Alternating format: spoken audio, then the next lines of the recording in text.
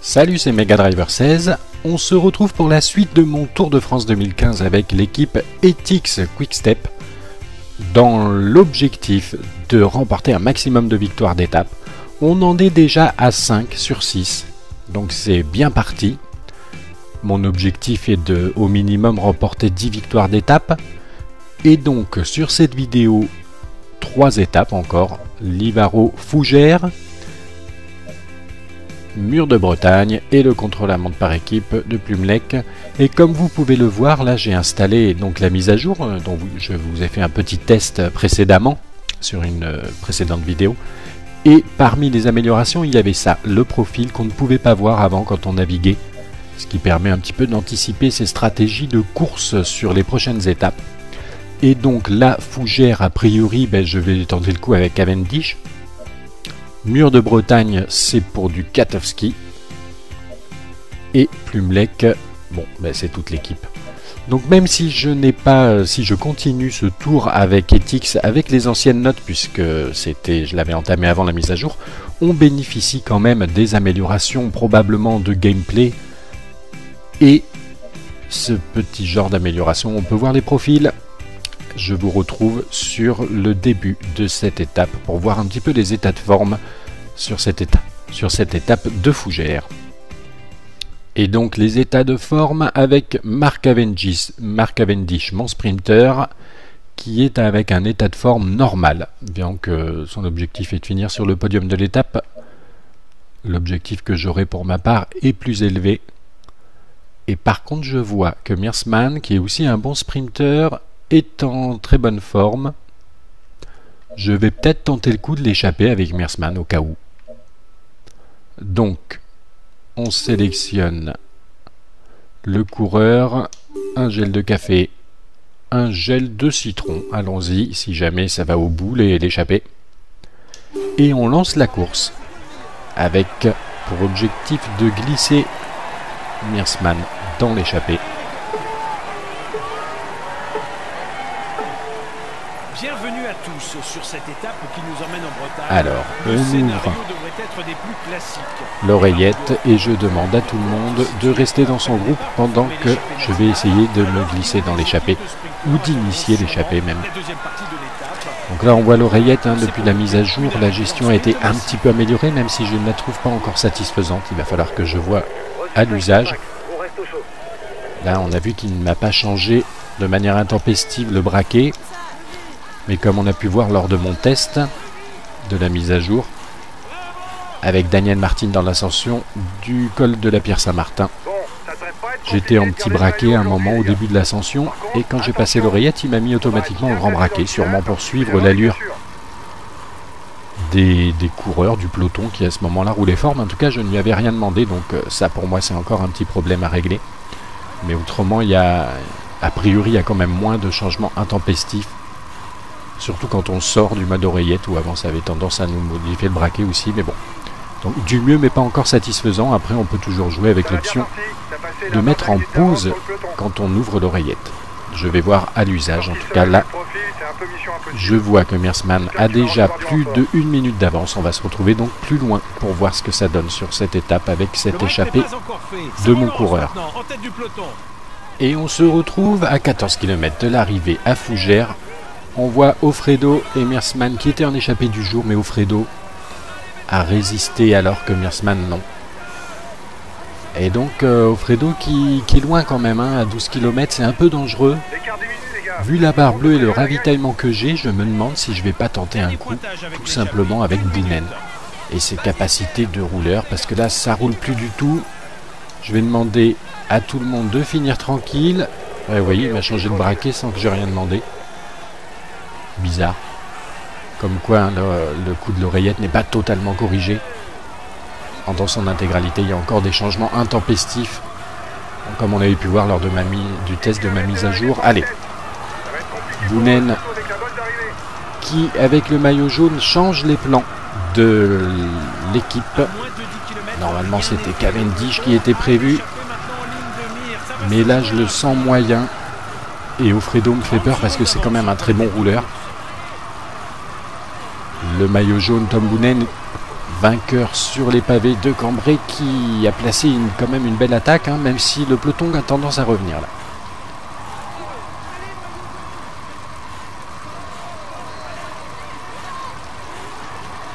Allez, on relance un petit peu avec Tom Boonen. Ben, ça s'est calmé, tiens, derrière. Le peloton était en train de revenir et finalement il ne revient plus à 6 km de l'arrivée. Par contre, Offredo, on l'a pas encore mangé, ça ne serait tardé. Le voilà. On va mieux voir avec cette vue un peu plus aérienne. Offredo, ouais, qui est quand même mal là. Hein. Donc, il craque à 5 km de l'arrivée, c'est dommage pour lui. Derrière le peloton qui est à 46 secondes, hein, Tom Boonen est en train de nous réussir un énorme coup. Et pourtant porteur du maillot jaune. Hein. Mais avec ses qualités de rouleur, là il a fait quand même une belle différence. 45 secondes d'avance sur le peloton à 2,5 km de l'arrivée. On peut dire que ça sent la victoire d'étape. Hein. Et je suis content parce que c'est un coureur que j'apprécie beaucoup. Même si j'aurais bien aimé essayer de remporter une nouvelle victoire d'étape au sprint avec Mark Cavendish. Puisque pour le moment, il est à 1 sur 2 en réussite. Il s'était imposé à Zélande, mais il avait perdu. Où c'est qu'il avait perdu? À Amiens, l'étape 5. En tout cas, là, les sprinteurs reviennent. Il faut quand même franchir la ligne. Voilà pour Tom Boonen qui a célébré sa 2e victoire d'étape sur ce tour.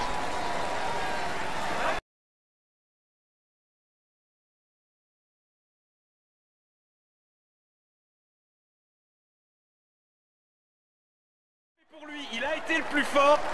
Voici le vainqueur de l'étape, Livaro Fougère.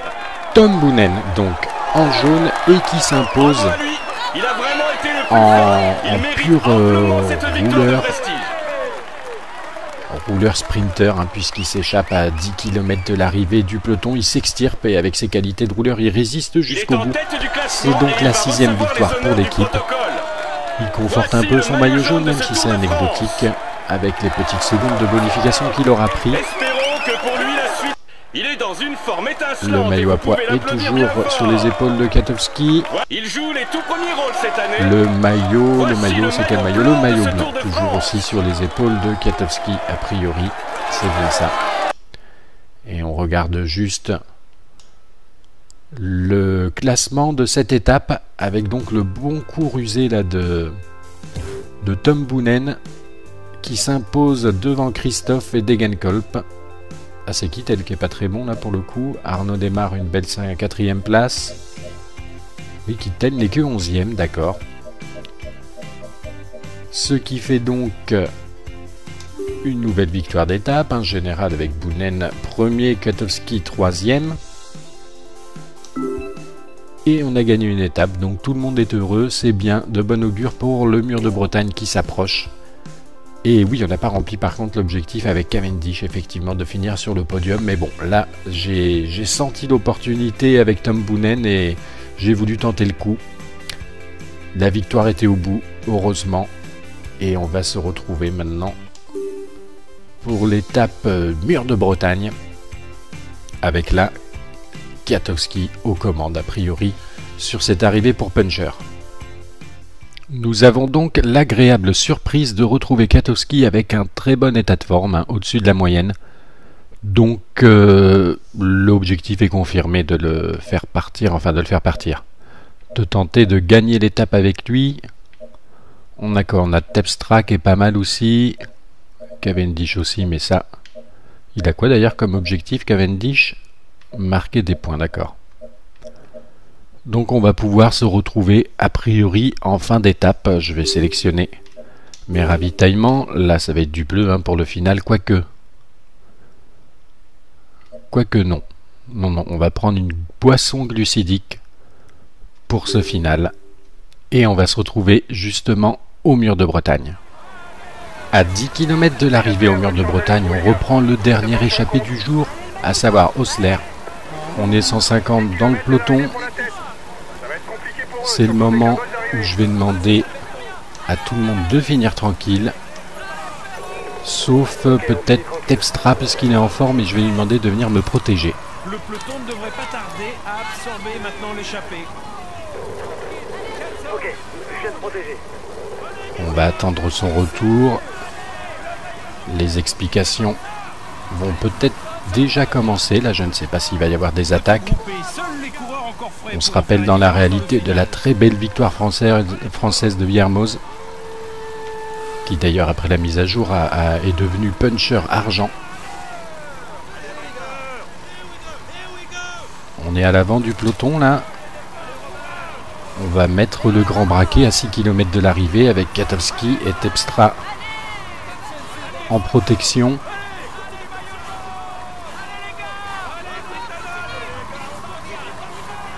Je pense qu'on devrait voir derrière nous assez rapidement se profiler des coureurs comme Valverde, Rodriguez,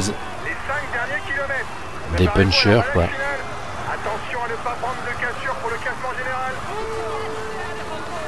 Plus que 5 km. 5 km de l'arrivée. Il est lâché. L'étape est finalement trop dure pour lui.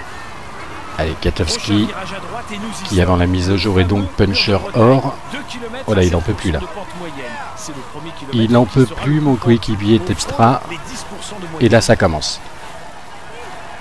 Et voilà le mur de Bretagne. Avec tout le monde qu'on voit là. On a Valverde, effectivement, on va essayer d'aller prendre sa roue.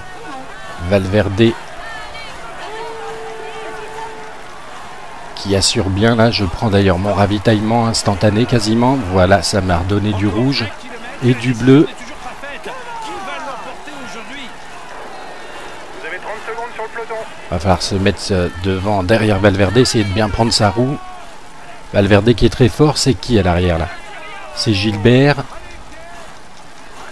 Katowski qui à la fin de ce mur va en profiter pour placer une attaque. Voilà, c'est fait. Est-ce que Valverde aura la puissance pour revenir? Rien n'est moins sûr. Non, non, je pense que ça va être bon pour Katowski, qui peut savourer sa deuxième victoire d'étape sur ce tour.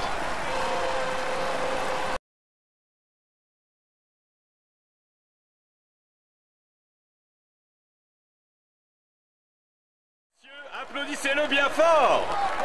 Voici le vainqueur de l'étape, Rennes Mur de Bretagne.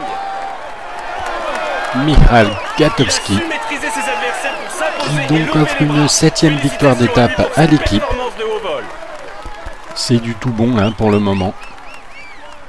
Et donc avec ses qualités de puncher, il a réussi à s'imposer devant Valverde, qui m'a fait peur hein, pendant un petit moment, mais heureusement à un moment il s'est un peu calmé. On a pu le déboîter, mais il finit vraiment dans la roue, alors que derrière c'est un petit peu plus loin. D'après ce que j'ai pu voir, les autres punchers n'étaient pas superbement dans le coup. Je pense que j'ai bien été aidé par l'état de forme au-dessus de la moyenne de Katowski, qui prend donc le maillot jaune si j'ai bien vu.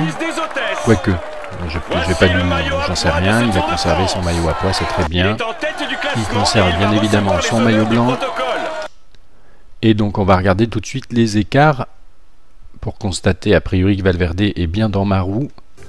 Voilà, on le voit, il est à 0 secondes derrière moi. Par contre derrière c'est Gilbert, voilà le coureur de la BMC, qui était pourtant en excellente forme, hein, Gilbert, et qui finit 3e à 7 secondes avec Nibali en excellente forme aussi, Guérin 5e. Et donc j'avais le même état de forme avec Katowski que Valverde. C'est pour ça que ça a été quand même assez serré. Mais la victoire est là. Donc, ben oui, non, c'est toujours Boonen qui est en jaune. Il n'y a pas eu vraiment beaucoup d'écart a priori. On a gagné l'étape. Tout le monde est content. C'est parfait. On va pouvoir enchaîner sur la dernière étape de cette vidéo avec le contre-la-montre par équipe. Et là, j'espère bien qu'on va pouvoir s'imposer, vu que je me suis déjà imposé avec des équipes comme AG2R et la FDJ. Donc là, avec l'équipe Ethics Quick-Step, je suppose que ça devrait aller tranquillement. En tout cas, je l'espère. On va y aller tout de suite. Les états de forme pour ce chrono avec donc Mersman. Pourquoi il est positionné en premier? Il a 67 en CLM, oui, bizarre. En tout cas, on a pour objectif de terminer dans les 33-20, sous les 33-20. On a un bel état de forme pour Terpstra, 73 en chrono, pas mal. Excellent pour Cavendish, il va peut-être pouvoir résister un peu plus que prévu. Tony Martin, un très bon état de forme. Katowski, excellent. Boonen, excellent, mais lui, en CLM, il n'a que 69. Stybar, 69 aussi. Bouet. Donc vraiment, les 5 sur lesquels je compte. Katowski, 76 en chrono. 83, bien évidemment, pour Tony Martin. Terpstra, 73. 70 pour Bouet.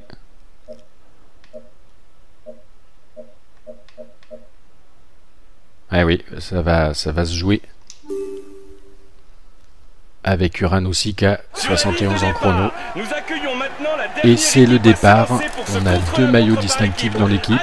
C'est Tony Martin qui lance le premier relais. Les gars, le chrono est assez long.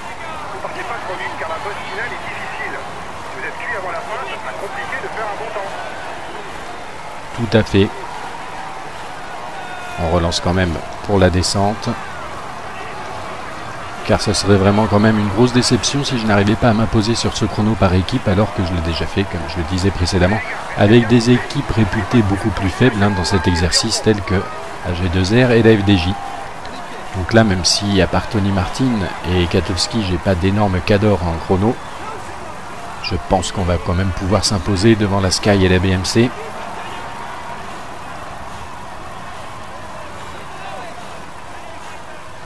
On va changer de coureur pour mettre Boonen qui avait déjà un petit peu de mal à suivre Tony Martin. On a vu, il avait entamé sa barre de rouge.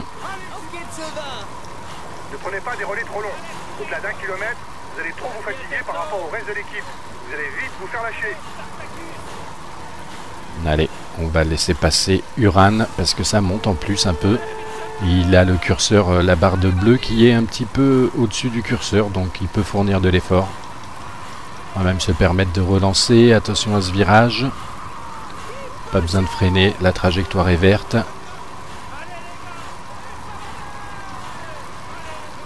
On va aller jusqu'au premier intermédiaire. Et après, je couperai la vidéo pour aller directement au deuxième. 20 km de l'arrivée, bientôt le premier indicateur sur ce chrono par équipe. Tout le monde est bien là. Là ça monte bien là. Et donc Etix qui est premier pour le moment. Attention à ne pas être en sur-régime, les gars. Pour combien? Pour 6 secondes, 7 secondes. En 6 secondes. J'arrive plus à faire mes calculs moi. 44, 51. Ça nous fait donc 7 secondes effectivement d'avance sur la BMC. On va se retrouver au deuxième intermédiaire. Et nous voici à 10 km de l'arrivée de ce chrono par équipe. Bientôt le deuxième intermédiaire. C'est Katowski là qui vient de prendre son relais, avec qui je peux me permettre d'ailleurs de relancer, même si ça risque de faire mal à mes coéquipiers. Et comme il a quand même du rab de bleu, et bien évidemment ce sera à Tony Martin a priori de finir l'exercice. Il doit avoir plein de bleu en réserve là. Petite indication au deuxième intermédiaire. Nous sommes toujours premiers avec 6 secondes d'avance sur la BMC. C'est bien. Katowski qui continue, il a encore du bleu, donc autant y aller. Je sais pas bien si on est encore 9 là. On relance en tout cas. Et pour les 5 derniers kilomètres, on va passer la main à Tony Martin. Ça s'accroche derrière, on voit il y a des mouvements d'épaule un petit peu durs. Allez, Stybar qui prend un relais, lui il est limite au niveau du bleu comme on le voit. Et c'est Tony Martin qui va s'occuper de finir le travail. Il a du bleu en réserve effectivement, je m'attendais limite à un petit peu plus, mais bon. Ça devrait être suffisant.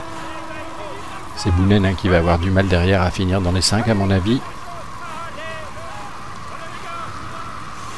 En tout cas le champion allemand qui tire l'équipe vers l'avant pour le moment surveiller les trajectoires, en particulier celle-là où il y aurait peut-être besoin de décélérer, effectivement, même plus que décélérer. Oula, ça m'a fait partir Tony Martin dans le décor, cette histoire. Vous êtes au pied de Cadoudal. N'oubliez pas que le temps est pris sur le 5e coureur. Boué qui est pas mal, là. Ah, pour le coup, j'ai perdu Tony Martin, et il y en a qui craquent, hein, derrière. Tony Martin doit faire partie de l'effort final. C'est même lui qui va prendre le relais.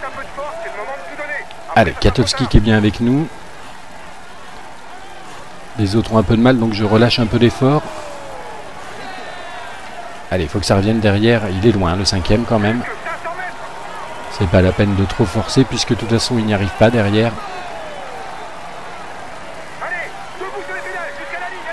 Kwiatkowski qui a même un petit peu de mal à suivre Tony Martin, c'est normal.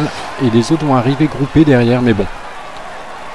Ils arrivent loin, c'est ceux-là qui vont être pris pour le temps final, mais je pense qu'on va quand même l'emporter. En tout cas avec l'avance qu'on avait aux intermédiaires. Voilà, c'est confirmé. C'est bien la 8e victoire d'étape pour l'équipe Etixx Quick-Step. Grâce à cet homme, entre autres Tony Martin, même si j'ai fait une petite boulette dans un virage où il fallait freiner plus que ce que je n'ai fait. Et voilà, en tout cas, les maillots qui sont conservés, a priori, le jaune pour Boonen, pour finir cette vidéo. On assiste au podium. Avant d'attaquer sur la prochaine vidéo, les Pyrénées, avec l'étape 10 de la Pierre-Saint-Martin. Mais là, profitons de cette 8e victoire d'étape et des maillots distinctifs qui, eux, sont anecdotiques, hein, comme je le rappelle. Kwiatkowski, toujours maillot à pois. Et donc on passe directement au maillot blanc. Toujours pour Kwiatkowski. Regardons les résultats quand même de ce chrono, avec a priori la BMC qui aurait fini second si on s'en fie aux classements intermédiaires qui nous ont été annoncés. Donc, si je vais directement à l'équipe, c'est bien Quick-Step qui s'impose 9 secondes devant Astana qui est passé juste devant, ça doit se régler à coup de centième. Juste devant la BMC qui est 3e, 4e la Sky à 17 secondes, Trek à 26 pour compléter le top 5. Et donc ça nous donne au général, même si c'est pas très important, Boonen devant Kwiatkowski au général. Le maillot à pois Kwiatkowski, le maillot vert Kittel, le maillot blanc Kwiatkowski, l'équipe Etixx, Offredo pour la combativité. Et donc on a gagné l'étape, c'est bien, ça nous fait des bonus de récupération pour la prochaine étape après le jour de repos, dans la prochaine vidéo donc à l'attaque des Pyrénées. A plus tard. Kwiatkowski qui à la fin de ce mur va en profiter pour placer une attaque, voilà, c'est fait. Est-ce que Valverde aura la puissance pour revenir? Rien n'est moins sûr. Non, non, je pense que ça va être bon pour Kwiatkowski, qui peut savourer sa 2e victoire d'étape sur ce tour.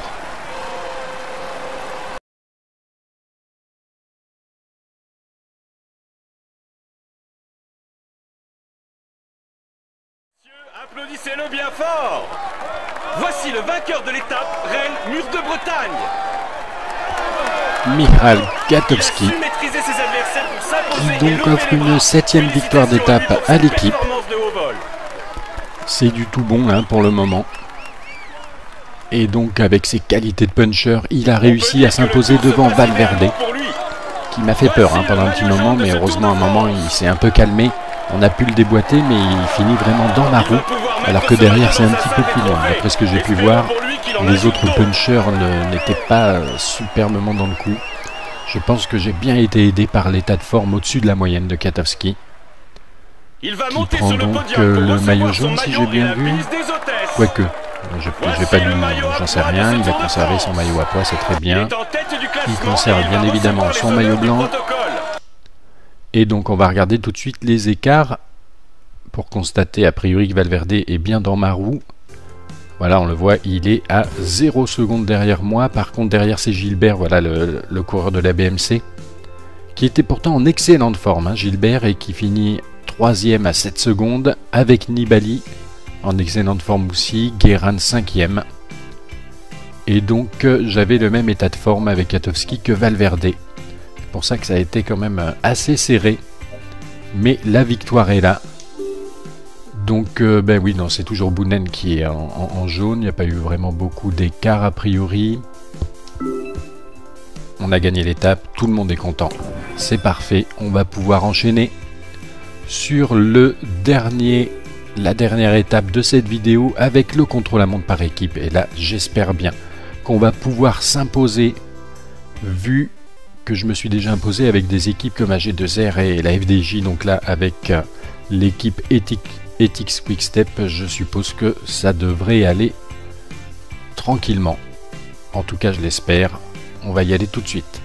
Les états de forme pour ce chrono avec donc Mersman. Pourquoi il est positionné en premier? Il a 67 en CLM, oui, bizarre.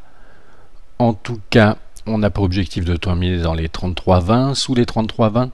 On a un bel état de forme pour Terpstra, 73 en chrono, pas mal.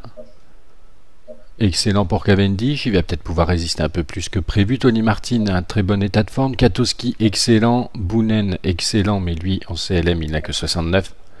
Stybar, 69 aussi. Bouet.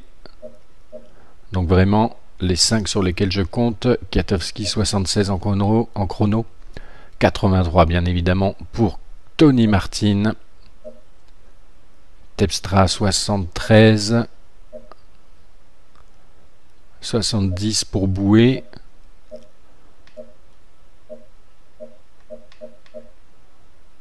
Ah oui, ça va se jouer. Avec Uran aussi qui a 71 en chrono. Et c'est le départ. On a 2 maillots distinctifs dans l'équipe. C'est Tony Martin qui lance le premier relais. Les gars, le chrono est assez long. Ne partez pas trop vite car la bosse finale est difficile. Si vous êtes cuit avant la fin, ça sera compliqué de faire un bon temps. Tout à fait. On relance quand même pour la descente. Car ce serait vraiment quand même une grosse déception si je n'arrivais pas à m'imposer sur ce chrono par équipe, alors que je l'ai déjà fait, comme je le disais précédemment, avec des équipes réputées beaucoup plus faibles dans cet exercice, telles que AG2R et la FDJ. Donc là, même si à part Tony Martin et Kwiatkowski, j'ai pas d'énormes cadors en chrono, je pense qu'on va quand même pouvoir s'imposer devant la Sky et la BMC.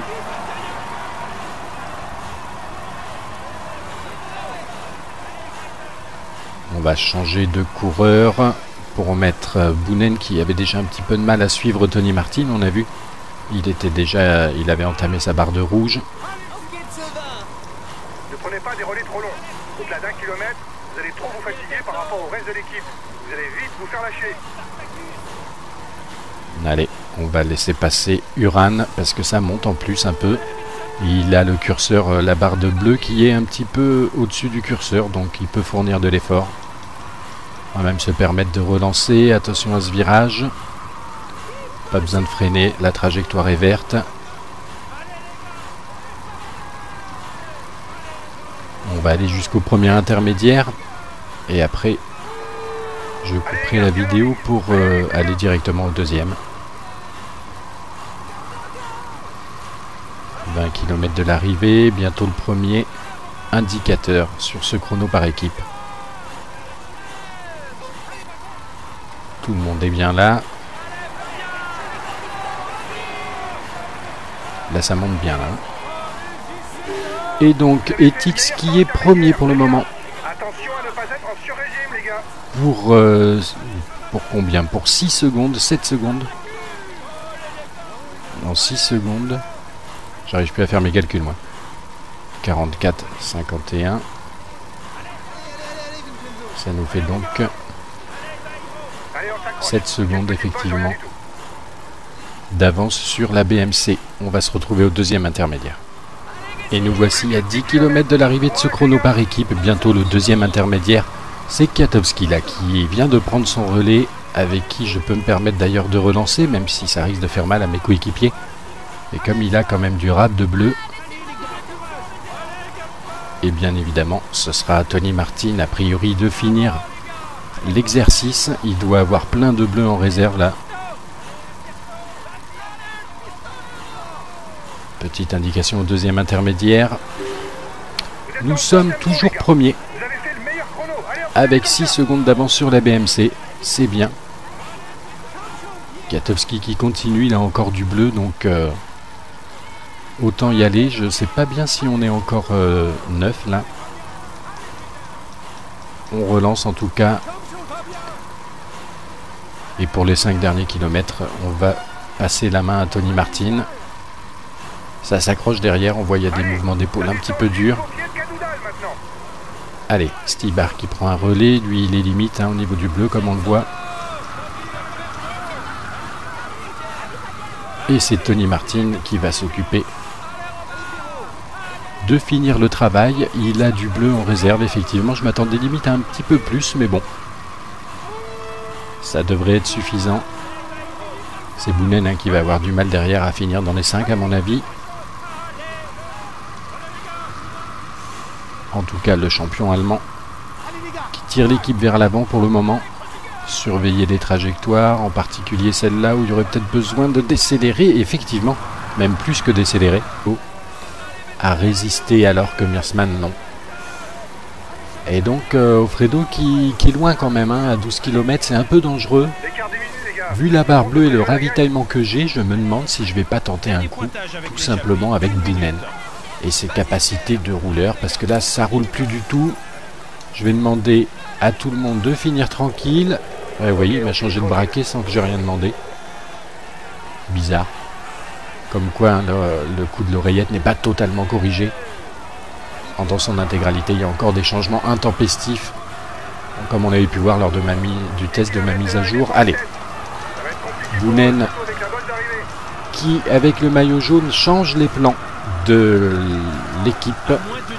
Normalement, c'était Cavendish qui était prévu. Mais là, je le sens moyen. Et Offredo me fait peur parce que c'est quand même un très bon rouleur. Le maillot jaune, Tom Boonen, vainqueur sur les pavés de Cambrai, qui a placé quand même une belle attaque, même si le peloton a tendance à revenir là.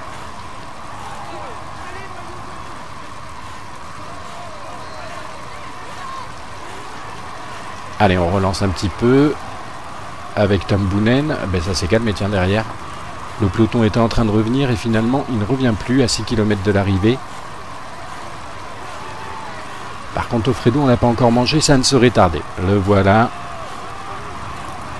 On va mieux voir avec cette vue un peu plus aérienne. Offredo, ouais, qui est quand même mal là.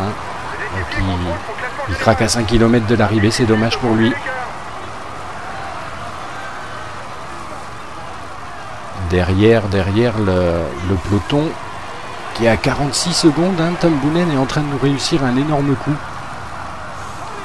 Et pourtant porteur du maillot jaune. Mais avec ses qualités de rouleur, là il a fait quand même une belle différence. 45 secondes d'avance sur le peloton à 2,5 km de l'arrivée. On peut dire que ça sent la victoire d'étape. Et je suis content parce que c'est un coureur que j'apprécie beaucoup. Même si j'aurais bien aimé essayer de remporter une nouvelle victoire d'étape au sprint avec Mark Cavendish. Puisque pour le moment, il est à 1 sur 2 en réussite. Il s'était imposé à Zélande, mais il avait perdu. Où c'est qu'il avait perdu? À Amiens, l'étape 5. En tout cas, là, les sprinteurs reviennent. Il faut quand même franchir la ligne. Voilà pour Tom Boonen qui a célébré sa 2e victoire d'étape sur ce tour.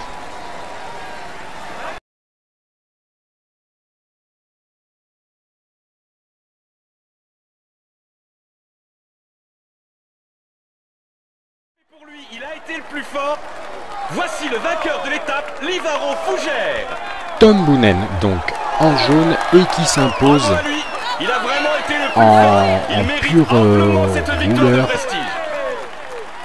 en pur rouleur sprinter, puisqu'il s'échappe à 10 km de l'arrivée du peloton. Il s'extirpe et avec ses qualités de rouleur, il résiste jusqu'au bout. C'est donc la 6e victoire pour l'équipe. Il conforte un peu son maillot jaune, même si c'est anecdotique, avec les petites secondes de bonification qu'il aura pris. Espérons que pour lui la suite. Il est dans une forme étincelante. Le maillot à pois est toujours sur les épaules de Kwiatkowski. Il joue les tout premiers rôles cette année. Le maillot, c'est quel maillot? Le maillot blanc, toujours aussi sur les épaules de Kwiatkowski, a priori. C'est bien ça. Et on regarde juste le classement de cette étape avec donc le bon coup rusé là de Tom Boonen qui s'impose devant Christophe et Degenkolb. Ah, c'est Kittel qui est pas très bon là pour le coup.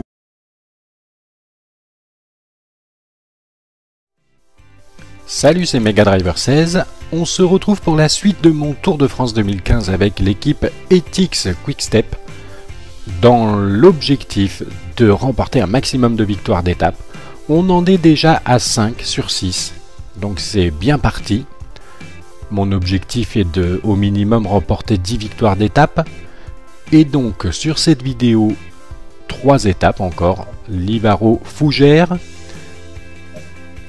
Mur de Bretagne et le contre-la-montre par équipe de Plumelec. Et comme vous pouvez le voir, là j'ai installé donc la mise à jour, dont je vous ai fait un petit test précédemment sur une précédente vidéo.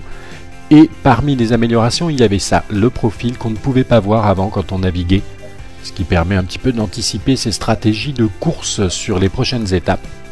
Et donc là, Fougères, a priori, je vais tenter le coup avec Cavendish. Mur de Bretagne, c'est pour du Katowski. Et Plumelec, bon, c'est toute l'équipe. Donc même si je n'ai pas, si je continue ce tour avec Etix, avec les anciennes notes, puisque je l'avais entamé avant la mise à jour, on bénéficie quand même des améliorations probablement de gameplay. Et ce petit genre d'amélioration, on peut voir les profils.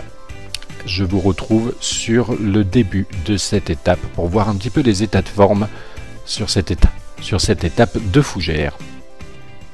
Et donc les états de forme avec Mark Cavendish, mon sprinter, qui est avec un état de forme normal, bien que son objectif est de finir sur le podium de l'étape. L'objectif que j'aurai pour ma part est plus élevé.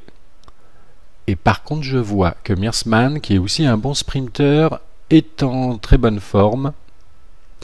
Je vais peut-être tenter le coup de l'échapper avec Meersman au cas où. Donc, on sélectionne le coureur, un gel de café, un gel de citron. Allons-y, si jamais ça va au bout, l'échapper. Et on lance la course avec pour objectif de glisser Meersman dans l'échappée. Bienvenue à tous sur cette étape qui nous emmène en Bretagne. Alors, le on scénario ouvre devrait être des plus classiques. l'oreillette et je demande à tout le monde de rester dans son groupe pendant que je vais essayer de me glisser dans l'échappée ou d'initier l'échappée même. Donc là on voit l'oreillette depuis la mise à jour, la gestion a été un petit peu améliorée même si je ne la trouve pas encore satisfaisante. Il va falloir que je vois à l'usage. Là on a vu qu'il ne m'a pas changé de manière intempestive le braquet. Mais comme on a pu voir lors de mon test de la mise à jour, avec Daniel Martin dans l'ascension du col de la Pierre Saint-Martin, j'étais en petit braquet à un moment au début de l'ascension, et quand j'ai passé l'oreillette, il m'a mis automatiquement en grand braquet, sûrement pour suivre l'allure des coureurs du peloton qui à ce moment-là roulaient fort. Mais en tout cas, je ne lui avais rien demandé, donc ça pour moi c'est encore un petit problème à régler. Mais autrement, a priori, il y a quand même moins de changements intempestifs. Surtout quand on sort du mode oreillette où avant ça avait tendance à nous modifier le braquet aussi, mais bon.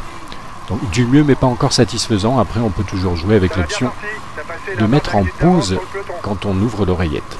Je vais voir à l'usage. En tout cas là, je vois que Meersman a déjà plus de 1 minute d'avance. On va se retrouver donc plus loin pour voir ce que ça donne sur cette étape avec cette échappée de mon coureur. Et on se retrouve à 14 km de l'arrivée à Fougères. On voit Offredo et Meersman qui étaient en échappée du jour, mais Offredo, Arnaud démarre une belle 4e place. Oui, Kittel n'est que 11e, d'accord. Ce qui fait donc une nouvelle victoire d'étape, un général avec Boonen 1er, Katowski 3e.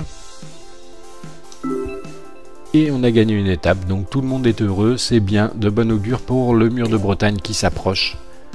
Et oui, on n'a pas rempli par contre l'objectif avec Cavendish, effectivement, de finir sur le podium. Mais bon, là, j'ai senti l'opportunité avec Tom Boonen et j'ai voulu tenter le coup. La victoire était au bout, heureusement. Et on va se retrouver maintenant pour l'étape Mur de Bretagne. Avec là Kwiatkowski aux commandes a priori sur cette arrivée pour Puncher. Nous avons donc l'agréable surprise de retrouver Kwiatkowski avec un très bon état de forme, hein, au-dessus de la moyenne. Donc l'objectif est confirmé de le faire partir, enfin de le faire partir. De tenter de gagner l'étape avec lui. On a Terpstra qui est pas mal aussi. Cavendish aussi, mais ça... Il a quoi d'ailleurs comme objectif, Cavendish? Marquer des points, d'accord. Donc on va pouvoir se retrouver a priori en fin d'étape. Je vais sélectionner mes ravitaillements. Là ça va être du bleu, hein, pour le final, quoique non. Non, on va prendre une boisson glucidique pour ce final. Et on va se retrouver justement au mur de Bretagne. À 10 km de l'arrivée au mur de Bretagne, on reprend le dernier échappé du jour, à savoir Osler. On est 150 dans le peloton. C'est le moment où je vais demander à tout le monde de finir tranquille. Sauf peut-être Terpstra puisqu'il est en forme et je vais lui demander de venir me protéger. Le peloton ne devrait pas tarder à absorber maintenant l'échappée. Ok, je viens de protéger. On va attendre son retour. Les explications vont peut-être déjà commencer. Là, je ne sais pas s'il va y avoir des attaques. On se rappelle dans la réalité de la très belle victoire française de Viermoz, qui d'ailleurs après la mise à jour est devenu Puncher Argent. On est à l'avant du peloton là. On va mettre le grand braquet à 6 km de l'arrivée avec Kwiatkowski et Terpstra en protection.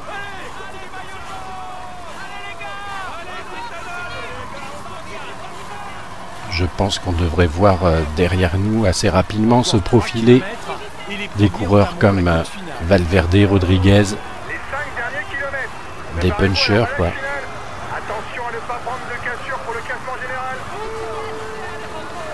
Plus que 5 km. 5 km de l'arrivée. Il est lâché. L'étape est finalement trop dure pour lui. Allez, Kwiatkowski, qui avant la mise au jour est donc Puncher Or. Oh là, il n'en peut plus là. Il n'en peut plus, mon coéquipier Terpstra. Et là, ça commence. Et voilà le mur de Bretagne. Avec tout le monde qu'on voit là. On a Valverde, effectivement, on va essayer d'aller prendre sa roue. Valverde qui assure bien là. Je prends d'ailleurs mon ravitaillement instantané quasiment. Voilà, ça m'a redonné du rouge et du bleu. Vous avez 30 secondes sur le peloton. Va falloir se mettre devant, derrière Valverde, essayer de bien prendre sa roue. Valverde qui est très fort, c'est qui à l'arrière là? C'est Gilbert.